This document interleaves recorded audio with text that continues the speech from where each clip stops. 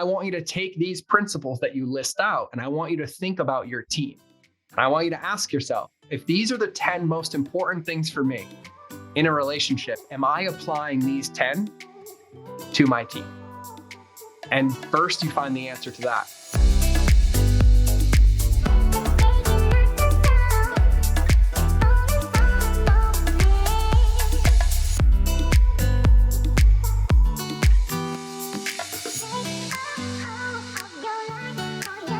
Welcome to the Raquel Show. This show is for entrepreneurs who want to play bigger in business and in life. And today I have a very special guest who I got to attend his mastermind earlier this year in Austin, Texas.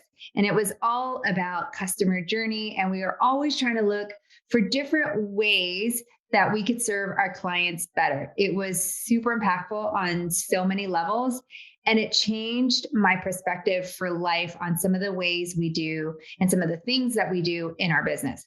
What I love about him most is he is about relationships. And he says relationships beat algorithms. How could you not love that? He's a secret ninja behind numerous companies, and he's helped people build 7, 8, 9 bajillion dollar figure companies. Excited to have him. He's known for his pink shoes, now his pink glasses. Welcome to the show, George Bryant. I'm going to have to steal that intro. That was one of my favorite intros anybody's ever done for me. And of course, I wouldn't expect anything less from you. So I'm stoked to be here. I am honored to have you here. I've been waiting for this conversation for a really long time. And audience, you guys are in for a treat. And so he didn't need a ton as far as an introduction. We're going to get right into it. And he's really big on relationships, like I just mentioned. And I'd love to ask you, George, like, why relationships? Why customer journey? Why has that been your focus? Yeah, what a good question. I love this one. Actually, no, it's funny. I've probably done 3,000 or 4,000 podcasts in the last 10 years. No joke. No one's ever asked me why.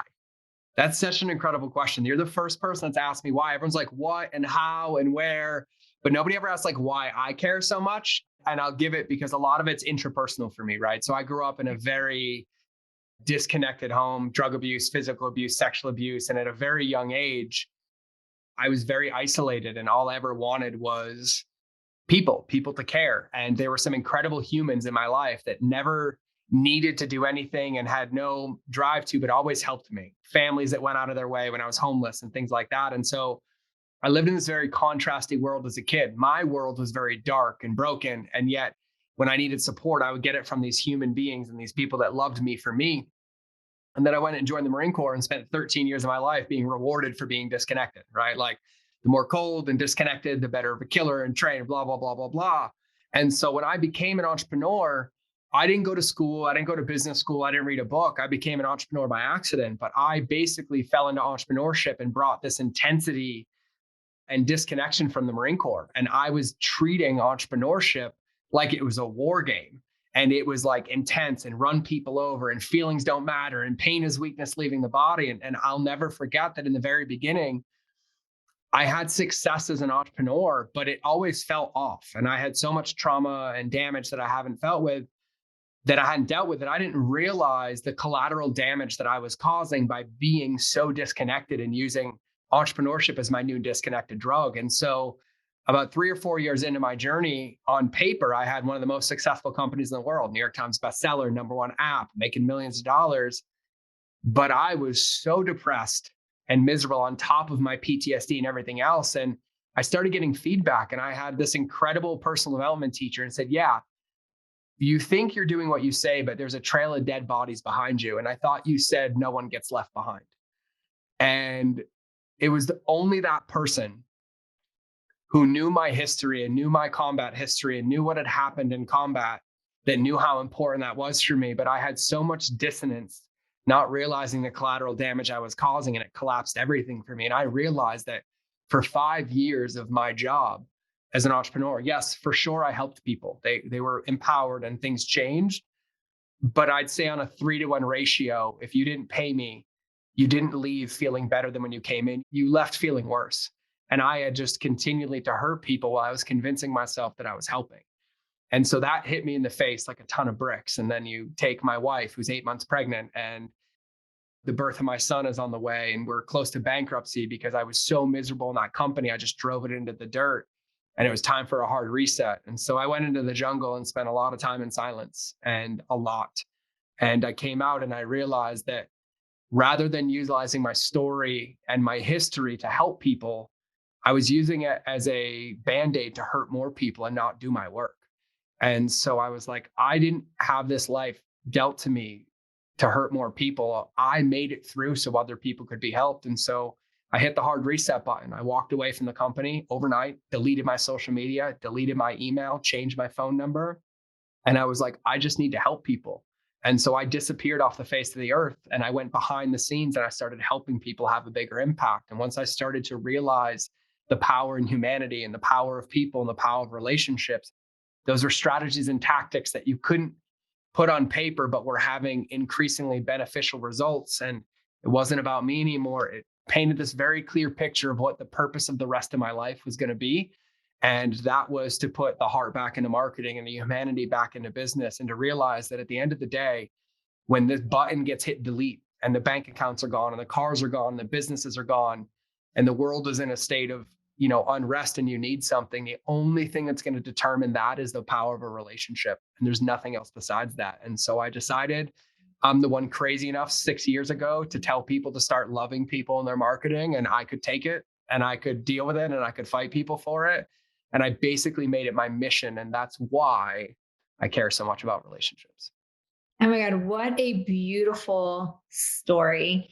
And thank you for being so transparent, because I do know that when people reach massive success, you can't have that massive success without these breakthroughs and low times. And you were just so transparent in your story. And I love how you are about relationships and how you have taken marketing to about humanity and relationships. So, how much do you think businesses lose today by not focusing on that relationship, on the customer journey in their processes? Yeah, what's funny is my smartass answer wants to be the other 97% of people that don't convert on the front, because it's so crazy to me. Like, you've come to my event, and that was our public event, not our mastermind, but we can call it whatever we want. I just loved having it there. It was incredible. I talk about it a lot and I share some stories, but like I share stories about like this company called, and in a week I doubled their business. And they're like, what do you mean? I'm like, they were doing 40 grand a day. And a week later, we were doing $80,000 a day. And they're like, what'd you do? And I was like, people. Right. And so I can answer this question better by things that I've seen, to where like, it's insane to me that I can walk in a business and in a matter of 4 days of like finding holes in relationships and communication and building these customer journeys, that this existing audience exists already. And there was so much neglect that we can put things into place that it can double a $40,000 a day business in a week. And so I don't think people can truly even fathom how much money, and not only money as an asset, but time and energy as an asset as well, that's left on the table, because those are unmeasurable, like barometer things, but they massively impact the bottom line, right? Like you in real estate, and this world really, really well. It's a world of relationships. And if you burn a bridge in that industry, everybody knows, and you get a scarlet letter, you end up on biggerpockets.com and it's game over. And you might as well just like seal your career or spend the rest of your time recovering from it. And so what I think not only the cost, the opportunity or missed opportunity cost is at the top line. I'd say there's probably somewhere between 60 to 90% left on the table when it comes to monetization, and the monetization being revenue, energy, and focus, because 86+% of marketing is word of mouth. And what determines what somebody says or doesn't say about us is actually what happens when they don't buy, not necessarily what happens when they do buy. And so I think what's scary for me is the amount of entrepreneurs and business owners that don't realize the cost, because it takes too long to become a realized cost. And by the time you realize it, it's too late to recover from it. And so I'd say that like, if you're not thinking about every day, how do I build my business so that not only the people that buy from me are taken care of, but the people that don't leave on a no. The no becomes a neutral and the neutral becomes a yes, because at the end of the day, I've yet to find somebody whose mission statement says, we only exist to help you if you pay us first, or we only exist if you like, it's not Nike's slogan on a billboard that says, just do it once you swipe your credit card.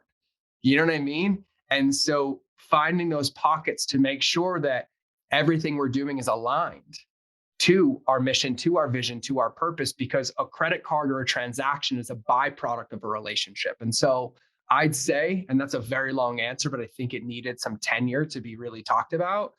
I'd say it's somewhere probably between like 60 to 90% based on my own personal experience with, quite frankly, like over 500 companies and doing this, because I wish it was an anomaly that I went into a company and doubled it in a week.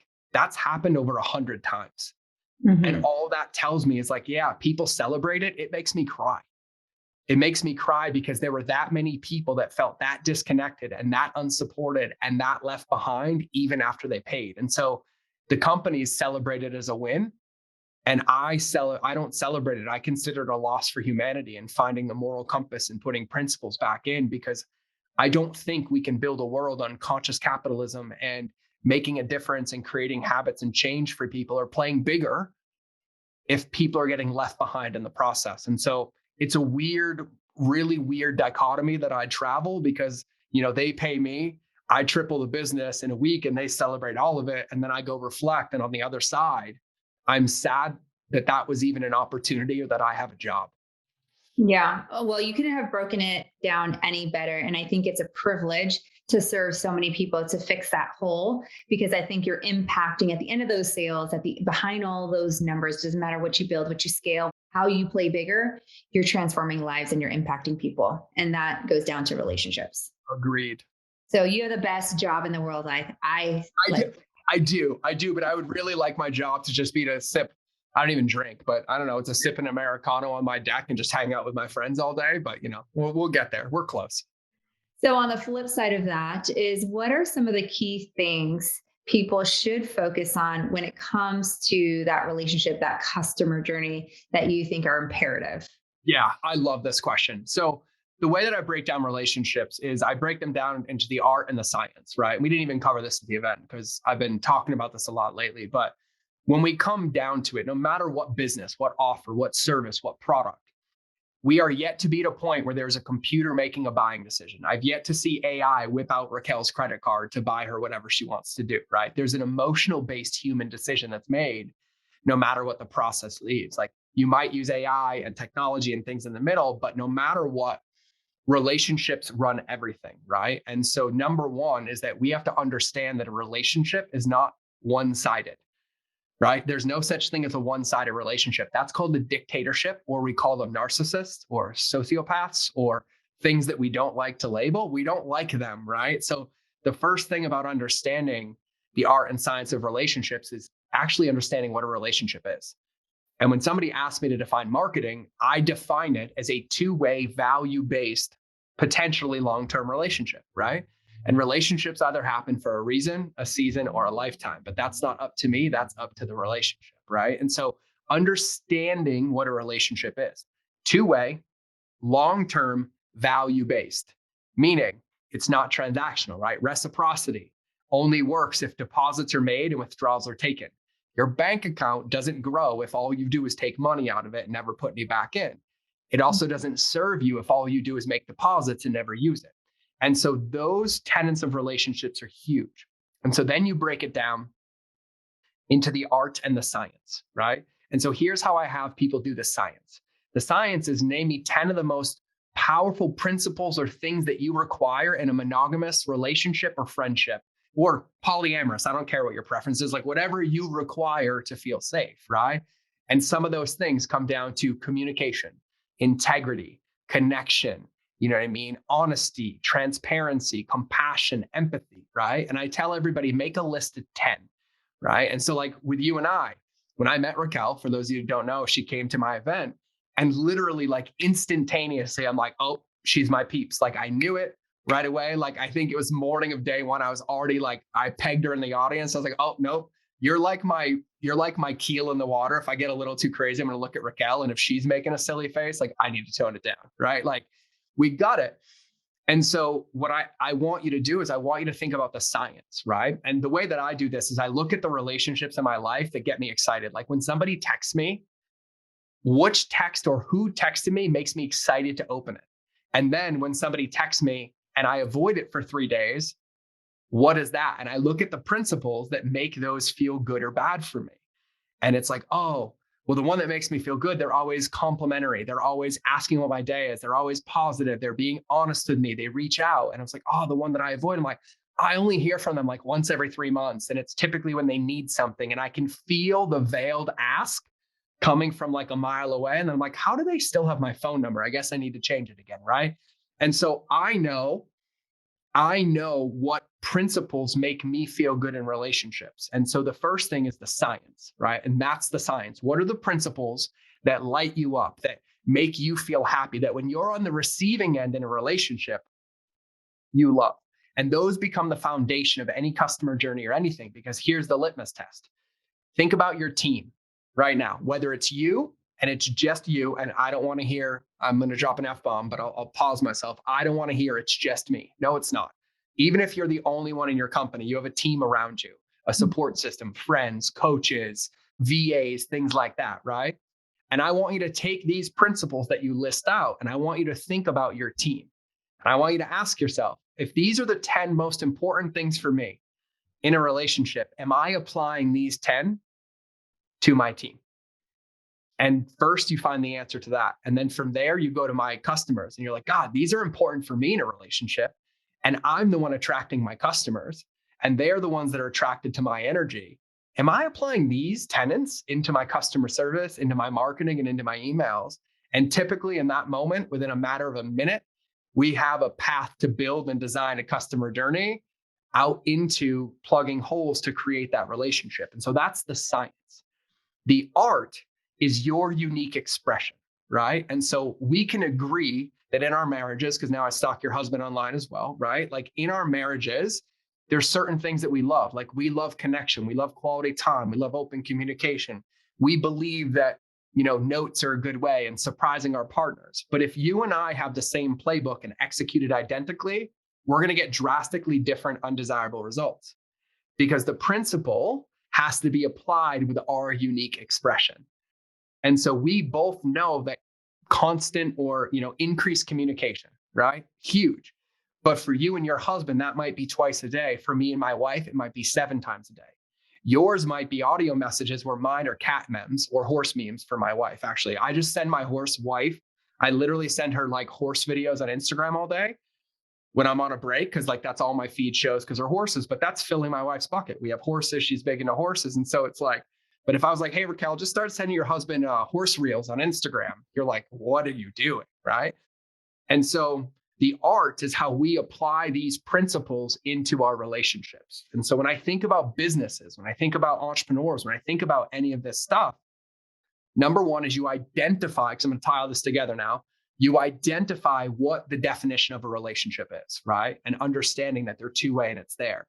And that underneath every transaction, every business, every customer is a human being. And then you ask yourself, what are the principles of relationships that really matter to me, that light me up, that make me feel good? And I'm intentionally asking you to do your own, because if they make you feel good, they're also going to be applicable to your team and to your customers, because it's your business. And it doesn't matter if it's a faceless brand or a face brand, a products brand, a service brand. Trust me, I've been doing this for 20 years. It applies. So you list out the wickets of the principles that matter to you. And then you take those and you ask and you audit yourself. Am I using these with my team? Am I using this on my team meetings? Am I using this in the DMs of my customers? Am I doing this in my emails? And typically what you're going to find is the answer is no. And no matter how good you are, the answer should always be no, which gives you a clear path to figure out how to apply those. And then you take the art, and the art is your unique expression, right? So a tangible example is two-way communication is huge for me. Raquel gets video messages from me a lot. And so do a lot of people. I believe in communication, but my art is I love video because I love expression. I love connecting. I love you being able to feel my energy. But if you're an introvert and you don't like it, and you sell, supplements for dogs and cats, maybe you shouldn't use video of yourself, but you should send them funny cat videos. No joke. I'll give you an example. I have a company that I consult. They're one of my one-on-one clients, and they sell supplements for dogs and cats.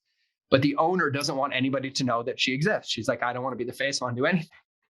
And I was like, well, what message would you send? Would you want to send? And they were typing this message, Raquel. And I was like, oh, I'll do you one better. I went and I took both of them and I had an animator make me a talking dog and a talking cat video saying the same thing. And it cost me like $60, right? And then now when they get a message, they respond with one of those videos and their people are losing their mind because they're pet videos, like they're pet people. And so the science is two-way communication. The art is our unique expression that matches us and matches our customer. And so that might be kind of like a philosophical answer, but it's also tactically laid out because nobody can map your relationship out for you. If you're the service provider that are coaching people to play bigger in your Play Bigger mastermind, it's your vision. And so only your vision can make that a reality. But if your vision is, I want to help somebody for 6 months, you have a container and you're like, great, the principles in that container. And then you ask yourself, how do I apply these in that container? And that's a very long-winded answer to your question, but I hope it's helpful. It was extremely helpful. And by the way, if I did send horse reels to Brad, he would probably laugh because I've learned so much about horses in these last couple of weeks from going to Derby weekend in Kentucky. Oh, I had no idea how serious horses are and how much people invest in horses and train horses and thoroughbreds and just the different types of horses. So yeah, I think he'd get that. That's probably why I have a couple of horses that come up on my Instagram. Now you know why I work so hard, because we have 6 or 7 of those horses. And they're not cheap. So question for you, because you are such a believer in relationships and you talked about your team and, carrying some of those principles, is what relationships or key hires should people have in their business today? And how should they treat their employees or their team members, or what I like to say, virtual partners? Yeah, no, I love that. You know, what's funny is that I get asked this question all the time, especially from all my one-on-ones, and like, who do I hire? I'm like, I don't know, what restaurant are you going to go eat at tonight? Like, that's how I answer that question, right? Because it's super, super hard. So one of the things that I believe is I believe in hiring for personality and fit and training for skills, right? Because every skill is trainable. You can learn it, you can pay for it, you can take a course on it, you can do it, but you cannot train empathy and compassion and connectedness and alignment and things like that. And so 2 parts to this. Number one, there is a common mistake that I see entrepreneurs make all the time, and I watch them try to hire out clarity. And that is a fast track for guaranteed failure, because nobody will be able to create clarity for your vision except you. And it might seem minuscule of like, well, I want them to tell me how to manage my inbox. The problem is if they tell you how to manage your inbox, it's never going to feel right and never going to meet your expectation. You're going to start building resentment and projecting it out. And then you're going to lose a gem because there was something missing. And so to answer that question, I'm going to say what not to do. Number one, if you need your social media handled, you do not hire somebody to design your strategy and your execution when it's your vision. Because if you're looking for it to be hired, you don't want to be doing it anymore, but you've been doing it a particular way. And it's setting somebody up to fail to think that they can come in and make a plan better for you. It's better to give them direction and guidance and then work with them and say, hey, here's what I like, but I'd love for you to improve it, make recommendations, and creating a team, right? And so number one, do not hire out clarity. Clarity is your job. It's your vision that nobody else has ever built and nobody else can see but you. And so make sure that when you are hiring or you're filling a need, that you're clear on what it is and you have a general direction so that you can hire somebody and they can go in it. And so I like to think about, when I hire somebody for something, I want to be able to hire them and an hour later remove myself and they know exactly what to do. And if they can't do that, then I'm not clear enough. And so that's a big part. The second part is when you do hire, I don't care what people's resumes say, what college degrees they have. I don't care how good they feel and how good you feel. If your spidey sense goes off and you're like, listen to it and give it time, because your team members are extensions of you and representations of you in your business. And so think about me, like I have children and we have nannies. Our nannies are basically raising our children when we are not there. We do not hire for skills or degrees, and I will pay exorbitant amounts of money for the most unqualified on paper person when they have the EQ and communication style to empower my children and not make them victims and things like that. And so it's all about the relationship, because I don't believe in micromanagement. I don't believe in, like drama. Like, I believe in teams. And when I build a team, it's a team for life, even if they don't work in my company anymore. And so my rule is when I go to war with them. And I know that's a very crazy frame of reference for most people, but having been to war 3 times, you realize that the wrapping paper isn't what makes the person. And there's so much more down there, because there were some Marines, Raquel, that I couldn't talk to for 6 months without wanting to like rip their throat out. But when shit hit the fan, I wouldn't have wanted one other person by my side. And we ended up best friends, but it took a moment, a catalyst, to see the true humanity in it. And so I hire for people, and I try not to take things personally. And I'm always very clear and open in communication, because the unity of the team, like the strength of the team, the alignment of the team, the ability to relate as a team is what makes things successful. It carries momentum, it creates inertia, and it lets them go, which also means that in my business, I'm most of the time the biggest liability. I am the biggest liability in the business because I'm emotionally attached to it. It's my vision, it's my world, my family, my everything. And I love that I have a team that keeps the keel in the water, because they're like, hey, you need to cool down. Like, you're a little on tilt right now. It's not that big of a deal. And then boom, boom, boom, right? And so you have to hire people that hold you accountable to your potential, not to where you currently are. And so personality is number one. Number two, no codependency, no micromanagement, but an actual team. And one that, and here's a question I ask myself, and I'm not going to joke with you on this one. It's also my client test as well. I ask myself, would I be willing to have dinner with this person in my family every night for the rest of my life? And I ask myself, like I do it with my one-on-one clients as well. And if the answer is no, we don't work together. If the answer is no, we do not get hired. It's like, no, you have to be in my world. Like, you have to play with my kids. My events are my litmus test. So my kids come to my events when they're in Montana, and my kids get to play with my staff, and I watch my staff play with my kids, and I watch how they communicate and how they get along. And so those are things that are important to me. And so I like to kind of empower people in that situation rather than tell you exactly what it's like. But I'd say hire for personality first, train skills after, make sure it's a heck yes for both of you, that you set expectations up front, that you're clear on what fills your bucket, that you know each other's love languages and you know what to expect.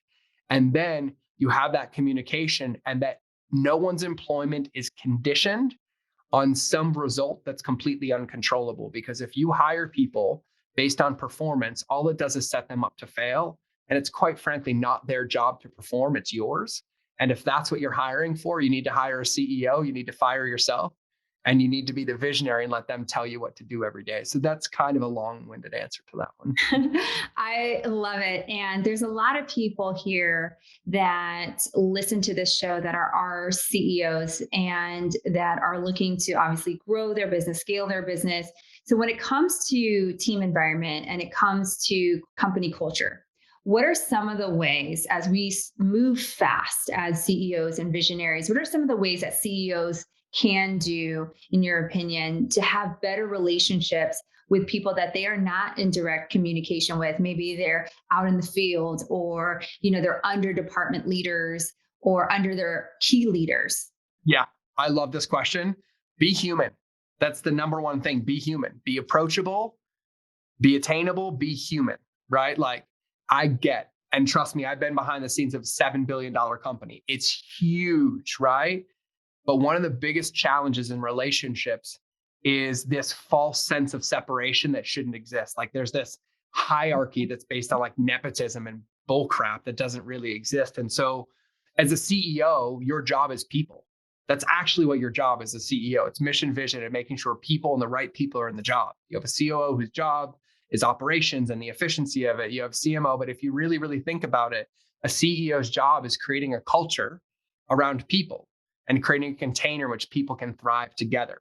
And that requires humanity. And so be approachable, be open, be human. Don't try to be the best. Like, the most humble and grounded and open and authentic CEOs are the ones that win. Like Justin from Justin's Nut Butter. I love him. I've been to his office many times. But here's the thing, like, when you walk into that company, the first desk you see is Justin's, and everybody's in his office and he's walking around and He's the first one there every day and leaving. This is for his acquisition, but there's this level of humility and humanity that leads by example. And so it's like, what do we want in companies? We want clear communication. Okay, cool. Well, how do we create that? Oh, we start it. Oh, we want honesty. Well, how do we create that? Well, we start it. We want transparency. Well, how do we create that? We start it. We want them to feel safe to share their fears without judgment. I'm like, cool. How do you do that? I'm like, you start it, because leadership is from the top down. And so it's a big, big, big thing, because when you can build that culture based on relationships, it creates these safe environments and containers. And so it's like, take Undercover Boss and go put yourself in it. Like, go jump in the truck and go out in the field. Like, I'm not saying you can do this every day, but like, if you have a massive team of realtors, it wouldn't hurt you at all to show up at one of their open houses for them and bring them a coffee, just say, I'm proud of you, or check in with them, right? It doesn't take a lot of effort. It takes a lot of intention. And relationships are plants in a garden. And if you do not water them, they will not grow. And yes, the bigger your garden, the more tending to it that you have to keep.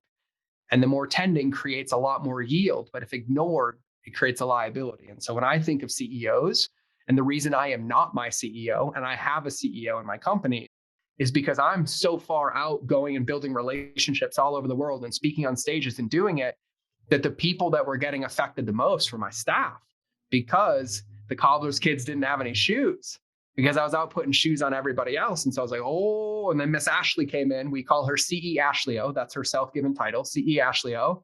And she comes in and does people. And she literally texts me, hey, you need to do this. Like, hey, here's what we need. Like, hey, here's relationship stuff. Boom, boom, boom, boom.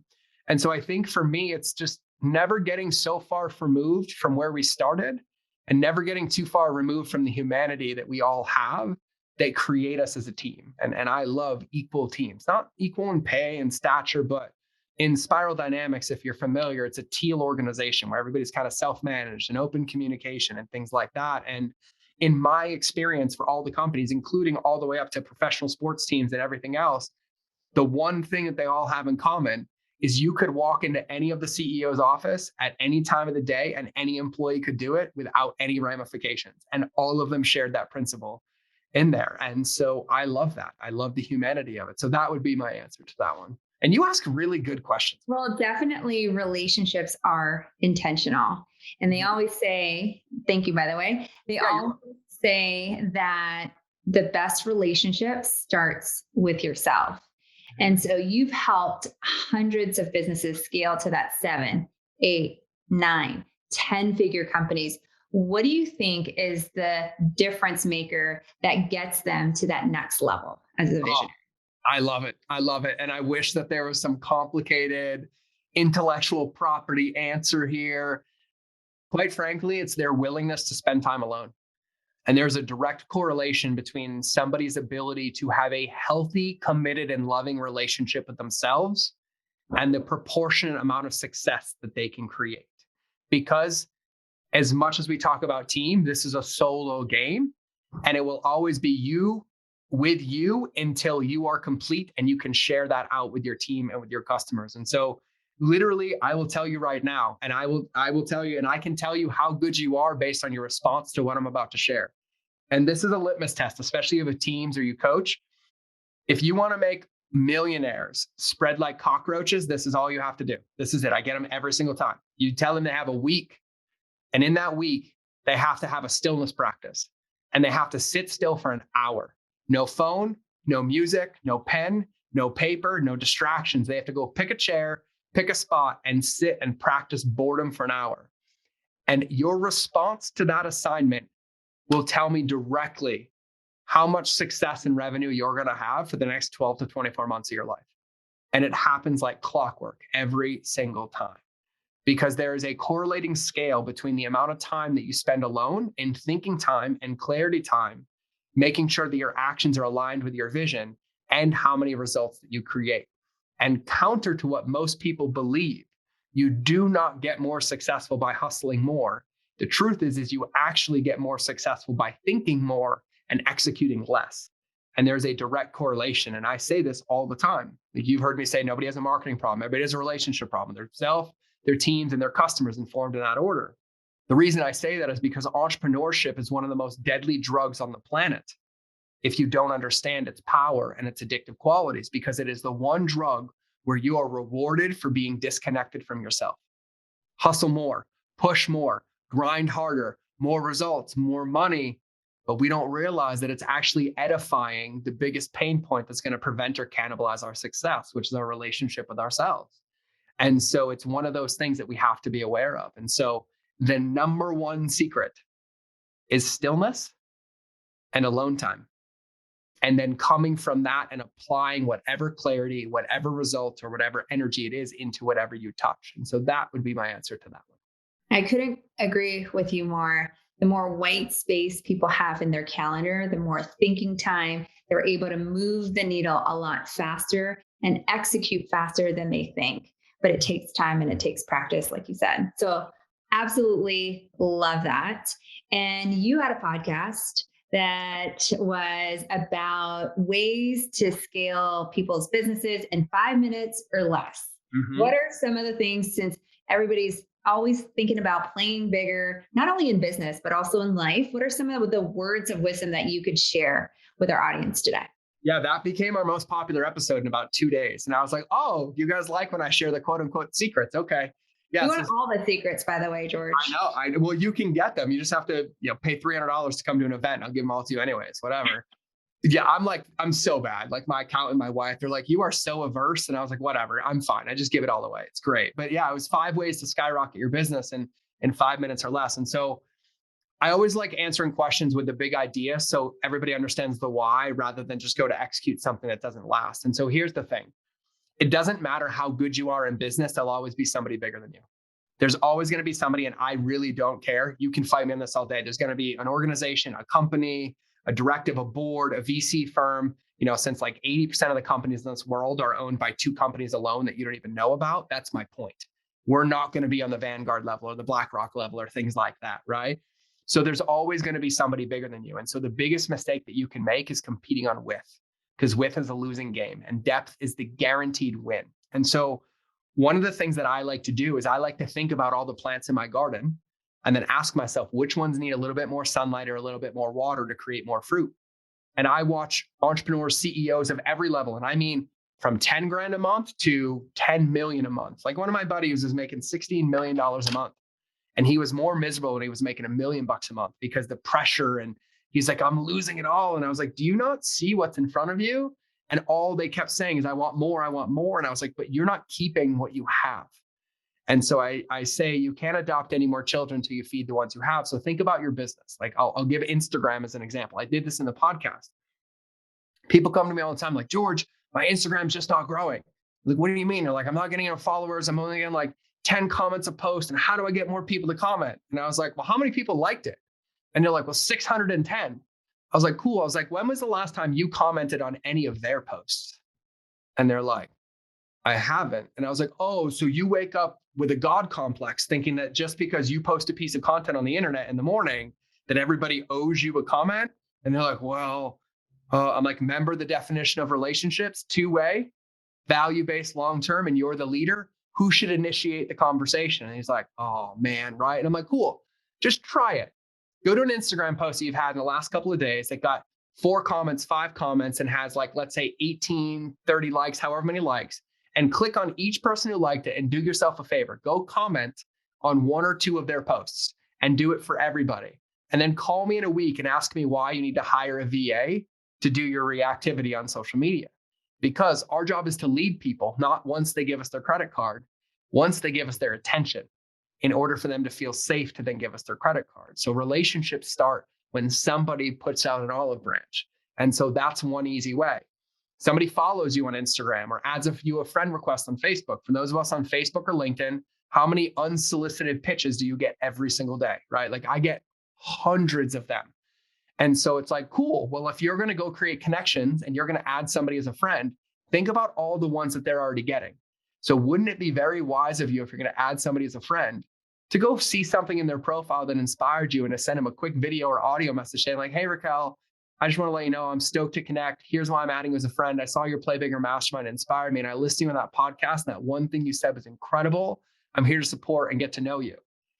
In a sea of 400 messages, I will be the one that you remember because mine's real and it's built on connection. And those are ways that we increase depth, and they take less than a minute. right? And it's like, cool. Well, our customers, we have this email list and we email them every week and nobody ever responds. Like, cool. Well, why don't you just email the whole list with one email? And the subject line says, how can I help you? First name, like Raquel, George, whatever. And the email says, hey, I've been thinking about you and realizing that I don't get a lot of responses and something might be missing for me. We send out all this content, but I really don't know how you feel. Is there anything we can do to support you? Please hit reply to this email and I will personally read it. You'll get 100, 500. I've done that and somebody got 3,100 responses in a week. And there was like, oh my God, I have a marketing plan for the next 10 years in my business. And I was like, yeah, relationships require that we lead. And so when we think about skyrocketing our business, we can't sit back and wait for people to come. Our job is to go create the bridge or the connection point. And then once that's done, the floodgates get open. And so think about your business where you're already interacting with customers, where you already have people's attention, where they're already coming into your door, you're having meetings with them. Or let's say, I have a guy that I'm helping that runs a massive real estate fund and it's huge. And so there's two sides of it, getting in investors and then fulfilling on said loans for that side. And I was like, well, what happens if somebody comes in and the investor doesn't want to invest it? He's like, well, we don't talk to him anymore. I'm like, oh my God, here we go. I was like, great, I got it. And I was like, what can we do to build a relationship with them that thanks them for even considering us? And sends it out. And he's like, well, I have all of this. And all we did was put together a couple of things that followed up with them and thanked them, invited them to a dinner. We're like, we don't actually want your money anymore. Here's what's funny. 3 months later, 4 months later, they're like, hey guys, like I'm really trying to write you a check. Will you please just take my check? And they're like, I brought this friend in and this friend in because it's the relationship. And so I always tell people before you try to adopt any more children, make sure that all the ones that are sitting at your dinner table, including the ones that haven't bought, are getting nurtured or cared for. And you're just taking that extra time to go a little bit deeper. And so those are just some of the few easy ones. I love it. And so, I mean, I could ask you so many questions because even on that, right, and I'm sure our audience is thinking about like, well, George, like, what if we do all that? And is there a point or are there markers or warnings where you've just invested so much in a relationship and are not getting it back? Like, are there key signals that you're just like, all right? Yeah, I have a rule. I build containers, right? So like I have a rule that I'll give anybody 15 minutes of my time for free, no questions asked. None. Like if you DM me and you ask me questions, I will reply until I've given you 15 minutes of my time for free. No questions asked. Try me. For those of you wondering, people try me all the time. Try me. But I have those containers in place to make sure that I'm watering the right garden. And so I have a belief that my job is to lead. And that means I have to lead to create possibility, but I also have my own metrics and things that are important to me that I will not sacrifice, I will not bend, and I will not break on. And if you hit one of those things, it's an immediate, we're all done. So I don't say go out for hours, but it's like if somebody's going to spend 5 days working with me and give me multiple six figures, I will sure as shit get on like 4 or 5 Zoom calls with you over a couple of months for an hour each, knowing that there's a chance of it being there. And so it's a sliding scale based on the depth of relationship, the depth of the engagement, and what's there. And so what I do is I build it into where I can't lose. And so I don't control who adds me as a friend on Facebook. I get 40 to 50 friend requests a day, but I can control their first touch point when they come into my world. And so I accept their friend request. I send them a video and I said, hey, Raquel, I love that you added me. I know nothing about you and I don't believe in hoarding relationships, but because you added me, I would love to get to know you. And in order for you to be on my friends list, I really want to know who you are and what you do so I can help you. So do me a favor and reply to this message and let me know. And then we leave it for a week. If they don't reply, we shoot them a message and we say, hey, thanks for adding me. We're unfriending you. Here anytime. Let me know when you want to connect because I only want a real relationship. The moment they do respond, they're like, oh, I have a podcast or I wish I had this. And I'm like, oh, well, do you want to learn about customer journey? Do you want to learn about this? Like, yeah, I'm like, oh, I'll send you a free training. The relationship's handled from that point forward because I set the context in the beginning that there is no hoarding back and forth. And just like our event, it's like clear container, clear communication, everything's ready to go. And so when it comes to relationships, the only way to not have energy vampires or relationship vampires is for us to be the one leading the container. We set the context, we set the paradigm, and we set the boundaries. And if anything falls out of those boundaries or hits a point where we're on tilt or it's a little too much, it's our job to either renegotiate it, bring it back in, or let it go. And so, yes, I do not do one-sided relationships. I do not water where there's holes in the bucket. And I do not let people unsolicitedly water mine either. everything is done with intention and purpose. And whether we realize it or not, every single human that we interact with is a relationship that's constantly renegotiated. It's a contract. No different than a marriage, no different than dating. And even if you don't speak about it, there's contracts. Like, don't respond fast enough, or go do something you haven't talked about, and you'll figure out really quickly where all the contracts are in your relationships, right? And so our job is to be aware of them and either control them, like communicate about them, set the boundaries to them, or renegotiate them. And so, yes, I do not believe in like pouring out. And so what I like to think about is, what is the easiest way for me to create relationships at scale? And it's to be intentional. And so I know it doesn't take me any more time to accept a friend request and send a 20-second video than it would to accept a friend request and send a message anyways. And they're like, well, I don't want to send them a message. I'm like, well, then why the heck would I accept them on my friends list if I don't know them? That's one of my rules for relationships. And they're like, oh, got it. Cool. And so that's what it is. And so like one more tangible example is like, those of you listening right now, try me. Ask me a coaching question, a marketing question, an email question, a mindset question, and send me a DM on Instagram and ask me your question, and I will respond to you. And here's what I'll do. I always answer and I give you one next step. And so I'll answer your question like, I would recommend this. And when you're done with this, I would recommend doing this. And here's what's funny. If you come back, you're like, hey, what about this? I'm like, did you watch the video? And you're like, no, our relationship's done. It's done until it's back in integrity. I'm like, hey, no, totally. I'll totally help you. Go watch the video and then come ask me the question. And then we'll hit a point where somebody will be like, George, I'm like, listen, I've helped you a ton, more than you've ever paid for, but we're at a point now where I can't continue to help you for free. We need to move this into a container. You need to come to my event, you need to hire me for one-on-one. But in the meantime, I'd highly recommend you keep listening to the podcast until you're ready. And so it's constantly my job to maintain my containers, which is actually helping people and leading them into their results without it being conditioned on me. So that would be a couple of ways I do it. Well, thank you for clarifying. And I definitely want the audience and anyone that's listening to test everything that you said. So where can people connect with you, George? Yeah, so this is the one place where my wife gives me permission to let you slide into my DMs. So slide in all day. The funnier, the better. You can send me funny stuff. You can just say thank you. You can connect, or you can ask me a question. And I genuinely mean this. Raquel knows this. Like, I genuinely mean this. If I can help you, I have more resources for free than anybody I know, and I won't take your email. I just want to send them to you, whether it's Customer Journey, whether it's my daily emails that get 85% open rates that people don't understand how, and I just tell them to copy them, or it's a training or a video. If you have a question, if you have something, to shoot me a DM on Instagram. My Instagram is easy. It's George Bryant. So it's my name with an it's in front of it. ITSGeorgebryant. And you have full carte launch to slide into my DMs. And here's a note. The funnier your DM, the faster my response, because I am a guy and I'm a sucker for humor. And you should see some of the stuff that people send me. So go to town, shoot me a DM, and let me know how I can help. So shoot him a DM at It's George Bryant on IG. We'll also include it in the show note.